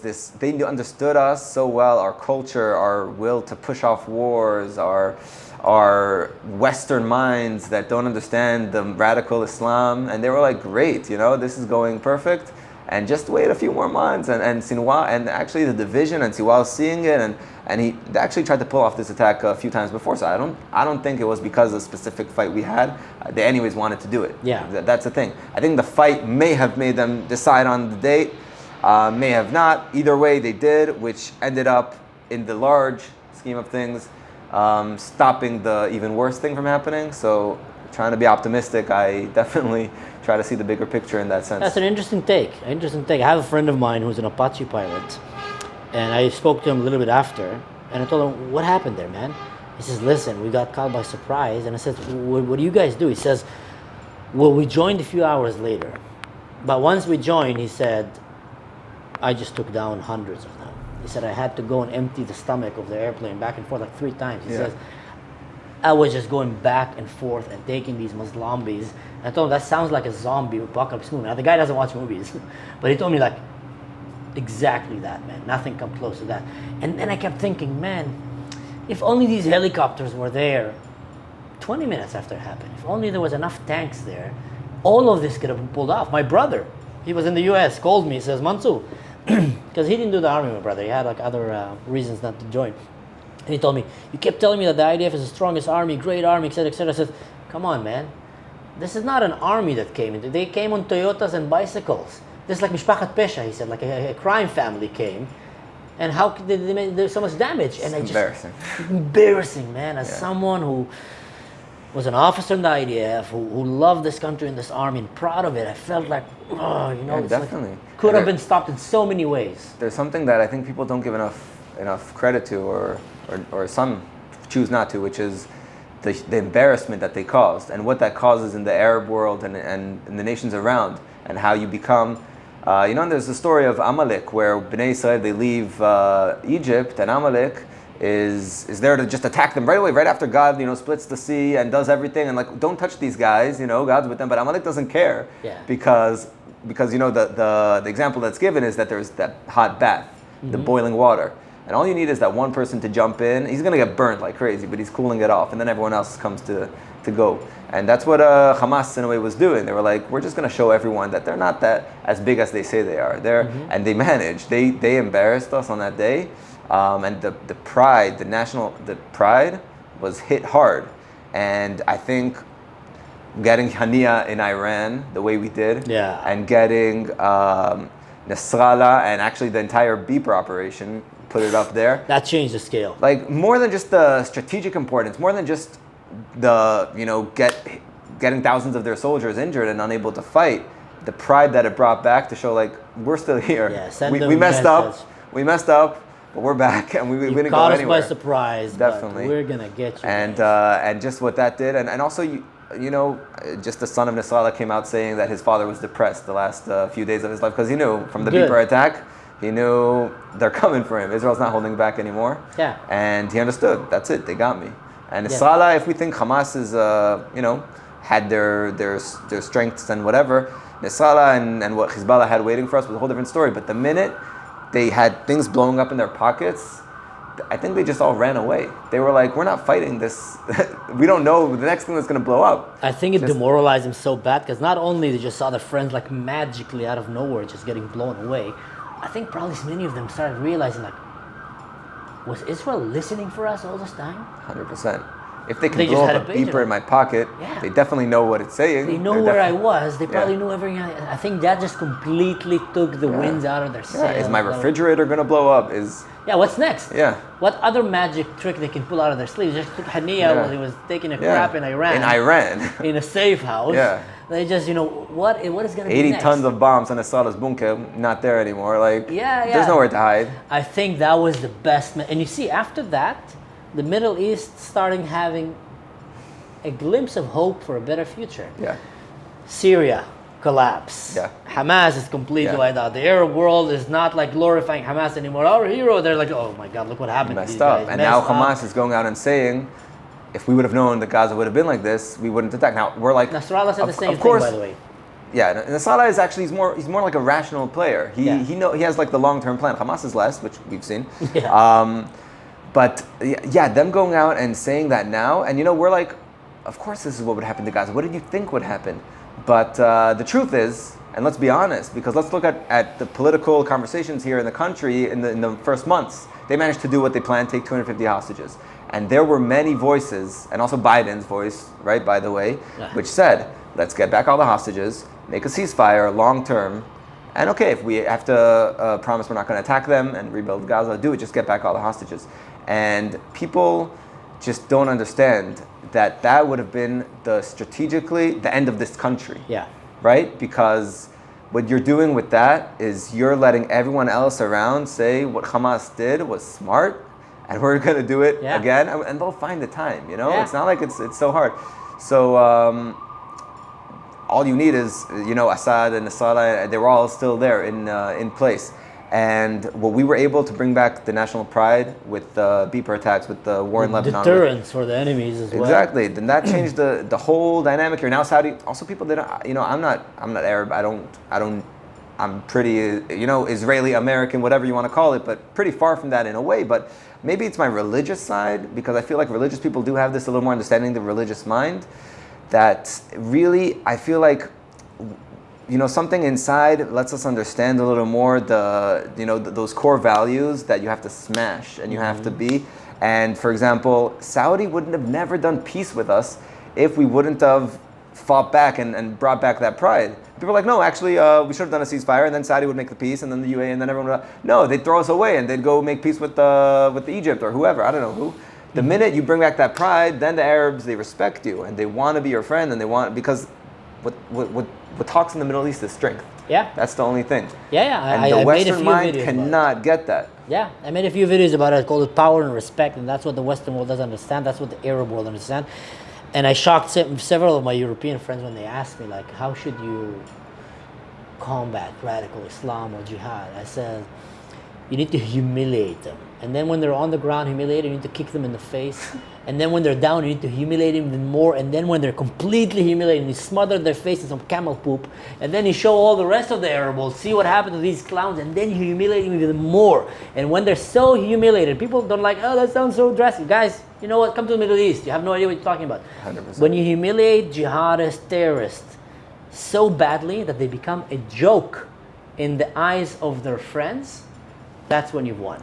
Because now the friends are like, oh man, look at these Hamas guys. They're like, joke. What are you guys thinking? What were you thinking? You have a parachute, a glider. These guys have fighter jets. They have nuclear weapons. They have submarines. You have what? Like a bicycle. What were you thinking? When you make them to look like the joke in the Arab world, that's when the Arab world will start respecting you and will not encourage to do more. But if you don't, if you would have listened to Biden, like you said, and stopped there, then they would have been received as the heroes of the Muslim world, as the generation of Salah ad-Din is back, and that would have encouraged more and more attacks at Israel. But what Israel did right now is send a message to all the Middle East, fighting on 7 fronts, like, we will F you up. If you come and try to hurt our children, we will F you up. And I actually love it, because one of the prime examples that happened is after the Druze children in Majd al-Shams. After what happened to these just innocent kids who went to play football on a Saturday, Israel decided to put all the cards. Right. So Israel just showed here that not only they're willing to go to war for the Jewish kids, but also for the Druze kids, on any Israeli citizen. And they went and they took down the number 2 of Nasrallah, and later on they took Nasrallah. It started like this whole chain of don't touch our children. And I think that was such an important message to teach all the neighbors around us. Our hands are for peace, but if you try to come for our kids, we will F you. We'll send you back 500 years. And that will bring stability to the Middle East. Yeah. That is not a violent, bad thing to do. Peace through strength. Yeah. And he brought the Abraham Accords, you know? Yeah. That's how it's done in the Middle East. And Trump just got elected and everybody's getting back checked in place. It comes probably from a good place. You want to believe that the other side is like you. That's very natural, and that they only want good also. But they just want, you know, what they believe is the way they should live, in dignity and in respect. But they don't understand that if there would be an Arab state in Israel, it would be like the other 22 Arab states, which are not democracies, which don't give women's rights or whatever. I don't get like what kind of sense would tell you, you know, in Israel the Arabs are being treated not well, and only if we treat them well, then they're being treated better than the Arabs in every other Arab country. I can testify as an authority, as an Arab. I am so lucky to be born in Israel. I was just talking to another Druze friend of mine, who was the first Druze pilot in the IDF. And we're talking about it, and I want to invite him for a podcast. And I said, you know what? If we were born in Syria or in Lebanon, we'll be oppressed, fighting for our life. Right now, we'll probably be simple farmers, just hoping that no one is going to raid our town and just kill the men and steal our women. And here in Israel, you became a pilot, you know, in the strongest air force in the world, probably. We have doctors, we have people in the government, we have teachers. My sister can walk in the street dressed however she wants. She doesn't need to worry. My mom is religious. She puts the futa. She does it because she wants to. No one is forcing her. If she chooses tomorrow she doesn't want to do it, no one is going to come and tell her what to do or try to humiliate. And I said, like, there's no other Arab nation in the Middle East that gives you that freedom, like Israel. And then come all these woke idiots around the world, and they say, hey, listen, we don't like that. That's a nice democracy. Everybody's have freedom there. Let's destroy them and make it another failing dictatorship run by radical Muslims. So, sorry guys, that's just a terrible idea. Yeah. And like that's what drives me nuts about American wokes and college students and all these cow poop heads, idiots. You know, even in the Palestinian Authority, when's the last time they had elections? What is it, 20 years ago? Because they know Hamas is going to win and they don't want to have elections. Yeah. And then they're trying to argue like, oh yeah, give the Arabs, in Judea and Samaria, give them equal rights and give them everything and let them, just so that they can overthrow your government and then have a dictatorship without you or with you being killed. Yeah. I came with an interesting theory because I was trying to look at it, and I studied the religions. I studied Judaism, Islam, Christianity. I was very fascinated by it. I walked all of Israel with a Bible and a book of history in one hand, and I wanted to read where it happened. And I was thinking about it. The Jews are considered the people of the book, and also the Christians. And by nature, you look today and you see they're the group of people that brought so much science, so much startups, so much like cool, innovative ideas in medicine, in space travel, I don't know what, technology, smartphones. Islam was always known as the religion of the sword, the people of the sword. All of their religious leaders were warlords, and by default, their definition of a startup is starting terrorist organizations. That's like a Muslim version of a startup. Two jihadists come in a prison somewhere held by a man, and they come like, listen, I have an idea. Let's bring a lot of people. The pitch is going to be this. We hate the Yahud. Oh, that's a great pitch. Yeah, okay. And then we're going to go and take a country, and then all the idiots around the world are going to send humanitarian aid because we're going to oppress our people, and then we're going to get filthy rich, and we're going to, and then, oh, that's a good, but maybe not kill the Jews because I've been used up. Okay, I got a better idea. Kill the Zionists. Take Jerusalem. Oh, yeah. Yes, or kill the Zionists, Yeah. So they will pitch a startup idea and will create a Muslim radical terrorist group that will take over the country. Lebanon, Syria, Palestine, they're all countries that have been kidnapped by terrorist organizations, have made them a feeding ground. So that's like the perfect terrorist startup. And that shows you a culture that worship life and education, and a culture that just glorifies the sword. Now, I'm not saying all. There is Muslim people around the world today that are actually trying to push it towards a better future. And I really hope that they're the ones that are going to get attention. Yeah, and like the Emirates, they're really trying to push it towards a different future for Islam, and I really hope that they win. Because you have Iran trying to push it to medieval Islam, and you have these guys trying to push it to a more westernized. That's our luck, that the UAE hates Iran, just as much as we do, most probably. Yeah. And also Saudi Arabia. I think I just heard this week, bin Salman, he was talking about how the Quran needs to be interpreted differently. This is unheard of. And he's saying that you have to interpret it to, in context of history, of the reality now.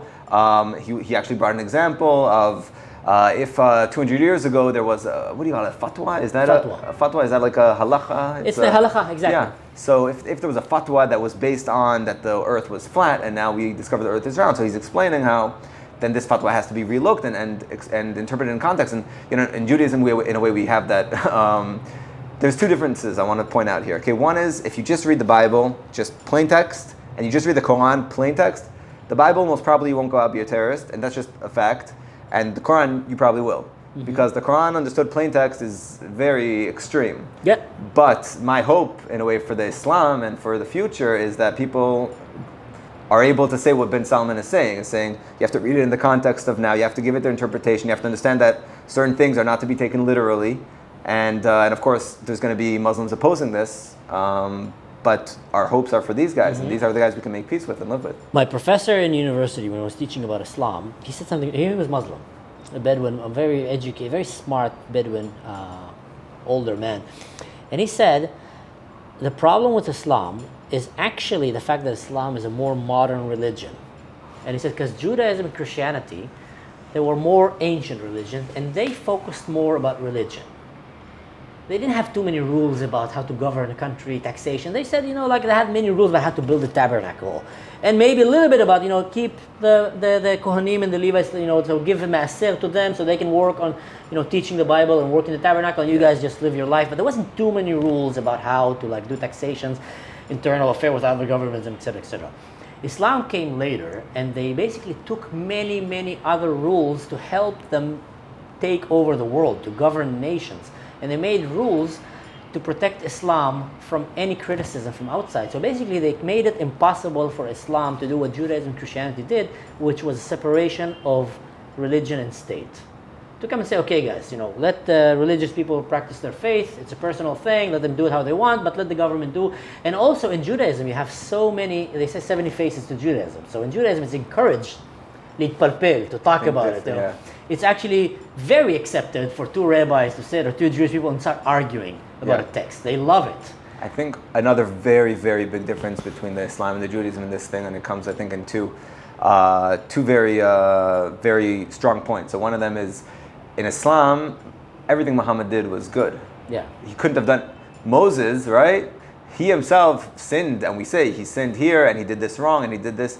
And the minute everything Muhammad did was good, then it automatically makes you, I don't need to think, I just need to be like him and do what he did. I don't think for myself. He is the perfection, and I need to just, and we don't say we need to do Moses. We need to be, we know Moses was the best in certain things, and he taught, but we need to be the best we can be. And the second thing in Judaism, which is super powerful, is, there's a saying of the Torah, like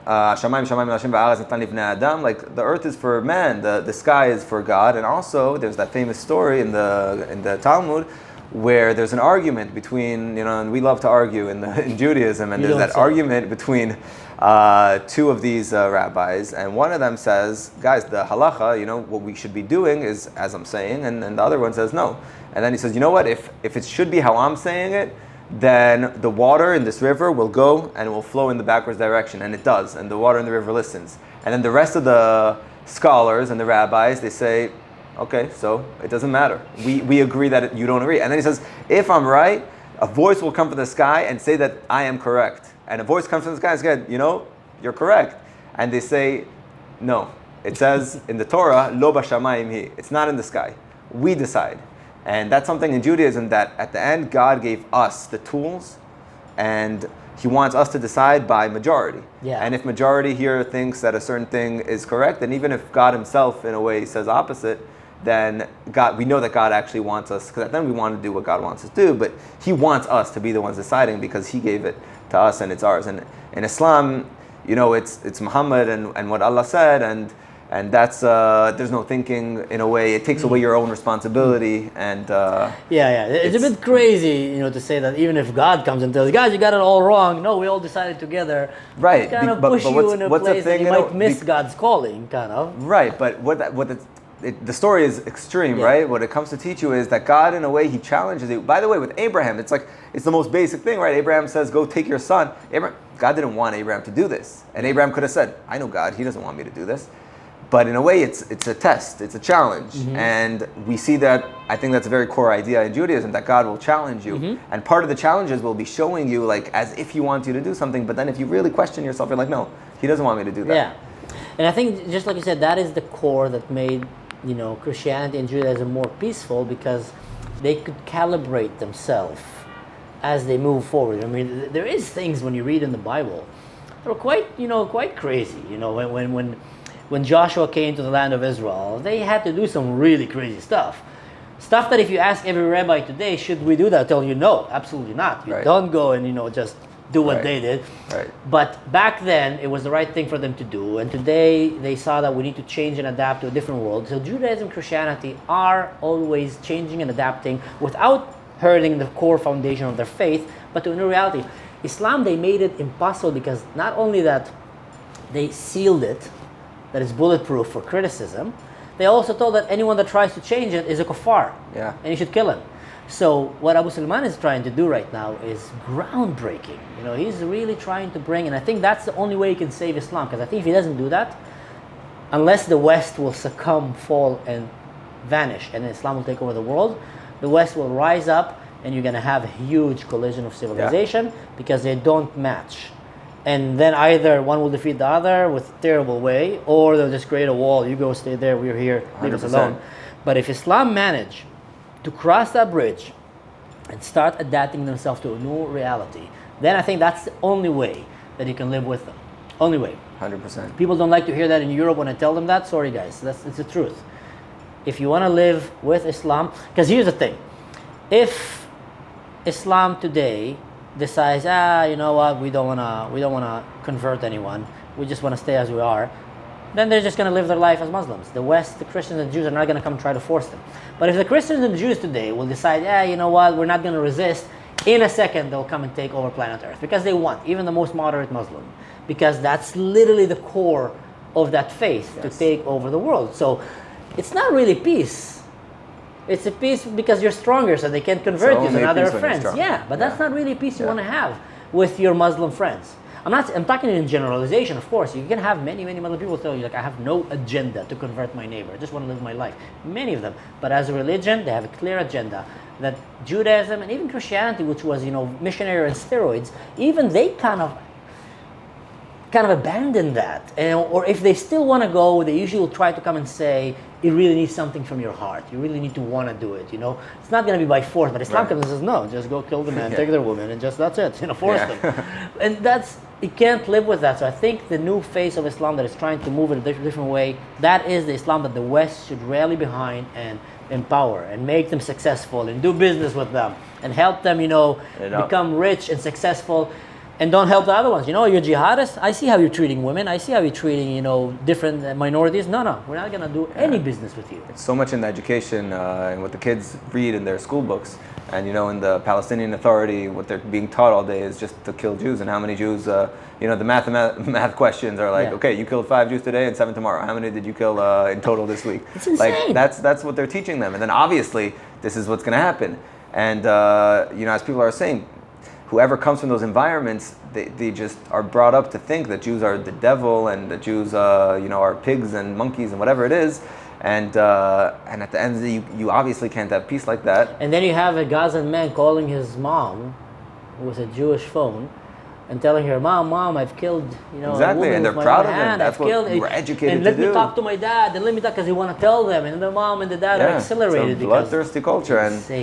And you see with the UAE, once I think we did the Abraham Accords, I think they changed their entire curriculum, and they're teaching just different. And in Saudi Arabia, I'm pretty sure towards whatever peace will happen, then they're going to change. And then it's going to feed itself, because it's already a country that's becoming more modern and peaceful, and then they're going to start teaching more modern and peaceful things, and then they're going to become even more like that. So there is a brighter future for this. And Christianity had some very dark times too. Christianity with the Crusades and things like that, and Christianity has come forward and kind of became in a way the Western world that we see. The Western world, the peace and love and people like to bash the Crusades, and I completely understand, because they did some crazy stuff. But you know what? People tend to forget sometimes that thanks to the Crusades, Inquisitions. No, that was the worst. The Inquisition, But thanks to the Crusaders and these knights, we're not living under a Muslim world, because they were the last, strong men of Europe that stood and literally pushed away the Ottomans, Poland. You hear the stories about the knights there. Few against many, fighting to the last man, defending from Muslim invasion that wanted to come and enslave all of Europe, and they fought to the last one, knights in heroic battles. And I think they'll be rolling in their grave now when they see their woke grandchildren. We invite Habibi, come to Germany, like insane, or in Britain, So they did a lot of crazy stuff, but what still. What did they say? That England is the first nuclear Muslim country? That's what someone just said. Oh my God, I never thought about that. Yeah. I think England, give away your nuclear weapons. You should not have them, seriously.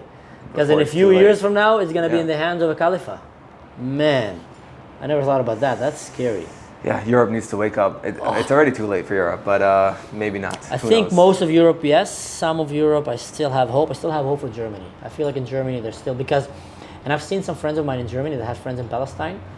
And after October 7, some of their friends in Palestine called them. And I was there. I really witnessed that conversation. It was a girl, and they were calling her.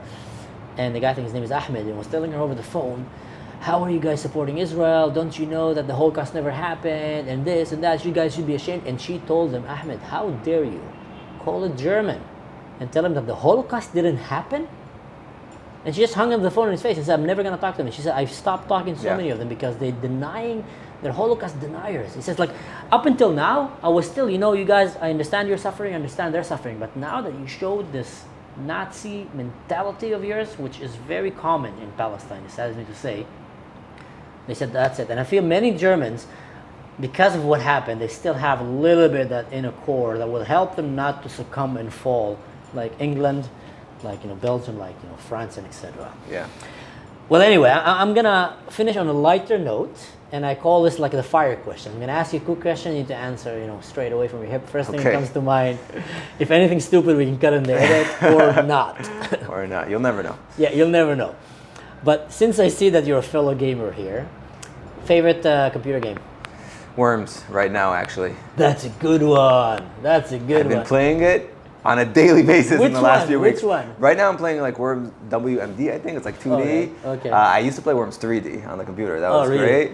But yeah, where it's like, booby traps and humming pigeons. And I love it. I used to love the sounds that you can take. And there was the Simpsons sound set. Oh, yeah? And Mr. Burns will have like a saying when even murder have its ugly side. And that will crack me up so much, you know. Oh, man, yeah. Worms. Worms, that's a good one. That's a good one. Favorite shooter game? When I was a kid, we played this game called, what was it called? It was Unreal Tournament. Unreal Tournament. I was about to say that. You don't understand. If I could play that game again, for the rest I of wouldn't my life. stop. Yeah. And that's the game I was saying. I'm a 9-year-old and we're blowing people up to pieces. Like me and my other 9-year-old friend, we sit down in his father's office and just play this game. Me and my brother too. It was a favorite game of me and my brother playing together. It's an insane Even game. brought our brotherhood closer because he became so much better than me and he's young. Yeah. And I would really get angry at that, but he was just so good at it. Such a good game. Unreal Tournament. The funniest, dumbest, or craziest thing you ever took with you to battle when you were in the army? Or you saw someone take? Oh, man. That's a hard question. The funniest or dumbest thing. I used to always take my Superman shirt under my... I had this like Under Armour. Sometimes it'd be very cold in things, and you needed some extra layers. I had this like a Superman thing I always had that. Other than that, truthfully, nothing. Try to take nothing extra so you don't lose it. You know. I like that. I think we can be friends. I like Superman. I used to take a lot of his shirts. Yeah. Favorite weapon? MCX. MCX. What is that? Zig. Ah, okay. That's a good pistol. Yeah, no. So the Zig, they have the pistols, but then they have also the assault rifles. Oh, really? So yeah. Wow, I didn't know The that. MCX, it's great. It's when you're shooting with M16, then there's a lot of recoil, right? Yeah. Like you feel it, and you can't really stay on target as easy. You kind of have to hold it hard. Yeah. With the MCX, it's much more of a. Is it because the mechanism is more back, or is just better design? Wow, that's a good question. It might be because of this type of ammunition, because the gun is a little heavier. A lot of things it could be, but it's fun to shoot with. You know, you kind of feel like you're shooting paintball in a way. Like you don't. That's a it's big much easier game to changer. aim. I love the Negev though. Like in a way, if I could take back my answer, maybe I'd say that because that's Israeli made, so respect, and also it never failed me. Negev is good. If you treat it well, it treats you well, and it's fun to shoot with. So. Negev is good. Negev is good. And Glocks, of course, but okay. Craziest. This can't be real. This is like something from a movie moment you had in your service. Yeah, so I think October 7th has to take it, for sure. I think those moments, there were other things, of course, but nothing gets close to just what you've seen and what you're experiencing and how you understand that it's not like this has to be a movie. You're in a movie. Yeah. It's not like you're imagining something. Fair enough. Fair enough. Yeah. And the last one, which I think, I just feel like you might have a good advice for the viewers, and I feel like sometimes, in my videos, I try to give them a good tip from my world, from my experience. Any good tip that you will give people out there to better be able to protect their families? Could be anything, in the house, something, whatever. Good tip for people to better protect their family in a case. Doesn't have to be an invasion like October 7th scale, but still. Yeah, no, I have 2 daughters, and I think about this, and try to do a few things. One of them is don't be naive. I see that actually from my father-in-law in a good way. For example, he doesn't let his daughters sometimes go out at night, and they're bigger, they're older. He's not naive. Enough that one bad case happens, and you ruin their entire life forever. Yeah. So don't be naive, and just because it's not cool or it's not whatever, or the friends are pressuring, like you're the father, you're the responsible one, make sure that you don't take any unnecessary risks, and protect them from, and be straightforward with them if you need to. Don't try to hide how evil the reality can be. I see this sometimes in other families where they try to draw like this pink fluffy world, and I think then when life hits you, you don't know how to get up. Mm-hmm. And I think from a young age, with my daughter, she's 4. Some will maybe say this is not good, but I talk. There's the bad guys, and they try to kill us, and we kill them first, and that's what we do. And I have a gun to shoot the bad guys, and that's what we do. And some people are no, don't. No. But know that evil exists, and the know to fight it is much better than be surprised by evil when it hits you. Yeah. My kid knows, because we have the Nerf guns as well, or like a crossbow that shoots these pompas that get stuck in the wall. He knows that there's only one rule: you don't shoot. The one rule is like this: you only shoot zombies or bad guys. Now he's never gonna encounter a zombie, and a bad guy he will have to figure out one day. But as anyone else, you don't even point at them. Yeah. Only zombies and bad guys, and he knows that from the age of 3. Zombies and bad guys, and I will add to that also do some kind of role-playing games of scenarios that might be necessary for life. Like I taught my kid, very young already, if he ever comes, out of his room and he sees mommy or daddy on the floor and they're not responsive, and he tries to wake us up, that he needs to go immediately open the door, leave a stick under so the door doesn't lock, and just start knocking on the neighbors, because he was 4. Yeah. And I says, don't get panicked, nothing scared, then the neighbors will come and help wake Ima and Alba.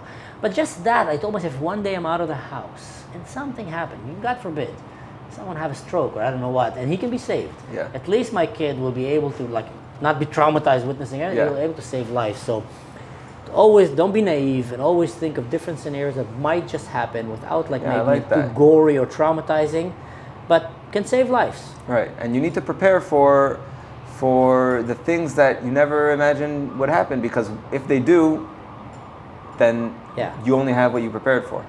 And that is life also. Life is so full of these stories that, you don't want your kids to grow too soft and too you want them to be sensitive. Yeah. You want them to be artistic. Back to the computer games. Look, I don't know if my parents knew what they were allowing when I was playing Unreal Tournament, blowing people up as a 9-year-old. Just seeing pieces of body parts flying around and we're doing the pixels. It was bad pixels. It was a little more pixelated, but listen to your kids. Some kids are built for things. Some kids maybe aren't, but build them for life. Don't try to hide it from them. Yeah. When I was trying to convince my my partner about it, and I was trying to convince her that I should play computer games now and then. So she thought, I'm so disappointed of you, this such a waste of time. It's a very German thing. I thought, no, don't do it. I studied psychology. I can tell you there's so many studies that shows that people who play, especially women that play, they become better with hand and eye in 3D. They can park the car better. They can understand situation awareness. And she looked at me and said, I play piano. That's enough for my hand and eye coordination. I was like, I'll give you another example, another answer. Just tell her you're right now in a computer game. This entire life is a computer game. That's a good We're one. in a simulation, Yeah, that's a good this one. Is all, who knows what we're going to wake up from and see after we finish what we're experiencing I'm going to try this one. If I sleep on the sofa, I'll call you. Yeah. Then I'm going to try this one. Okay, try it. Say you're playing a computer game right now, you just don't know it. Exactly. Well, Asher, it was a pleasure having you here, brother. Thank you. I appreciate it so much, and I want to thank you again for everything that you've done and for what you shared about your brother. I feel like I got to know now. I've never met him, but I feel I was grateful enough to know about another hero, someone so inspiring. So, and I'm sure the viewers are going to learn so much from the story. So, it was a pleasure having you here. Thank you. Thanks for having me. And my pleasure as well. All right, guys. Thank you so much. And yep, I think that's that.